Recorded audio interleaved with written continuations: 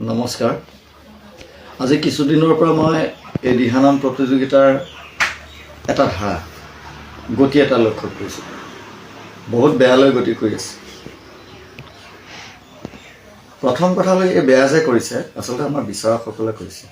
১ number, বিচাৰক সদায় বিচাৰক হৈ থাকক। আৰু বিচাৰকে আখৰি দিয়াৰ কাৰণে প্ৰতিযোগীসকলে বিচাৰকৰ লগত বেছি বন্ধুতা কৰি মিত্ৰিয়ালি কৰি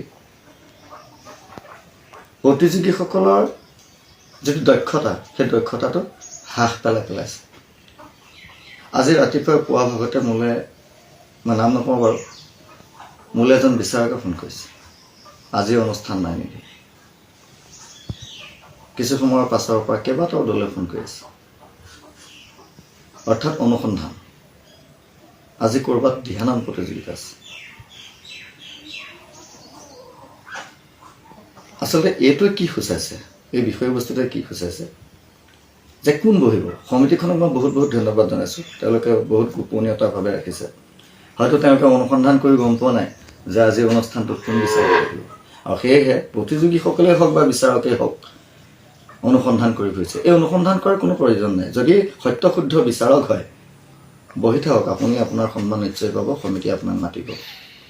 আৰু প্ৰতিযোগীসকলক ক'ব বিচাৰিছোঁ, তোমালোকৰ যিটো দক্ষতা, প্ৰতিযোগীসকলৰ যিটো দক্ষতা, সেই দক্ষতাটোৰ ওপৰত বিশ্বাস ৰাখক।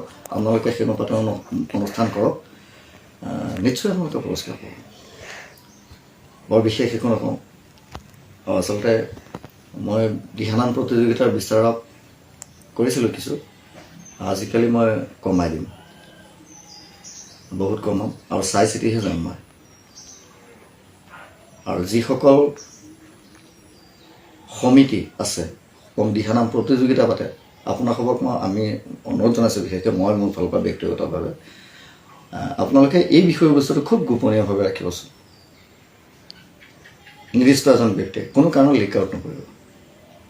আৰু যেতিয়া বিচাৰকে ৰিজাল্ট চিট আউট কৰিব, আপোনালোক সমিতিবিলাক জড়িত হ'ব। অভিমন্যুক যেনেকৈ বেহৰৰ ভিতৰত সোমোৱাই লৈছিলে, চাৰিওচাইডে সমিতি থাকিব, তাৰ মাজত হাইস্মাৰ্ক উলিয়াই পেলাই যুক্তিৰ মতে যুক্তিযুদ্ধ হ'ব। যুক্তিযুদ্ধৰ পাছত কোনে পাব লাগে সেই পাব, নহ'লে প্ৰকৃত প্ৰতিযোগীয়ে পুৰস্কাৰ নাপায় আৰু শুদ্ধ বিচাৰ কৰিব নোৱাৰে। নমস্কাৰ।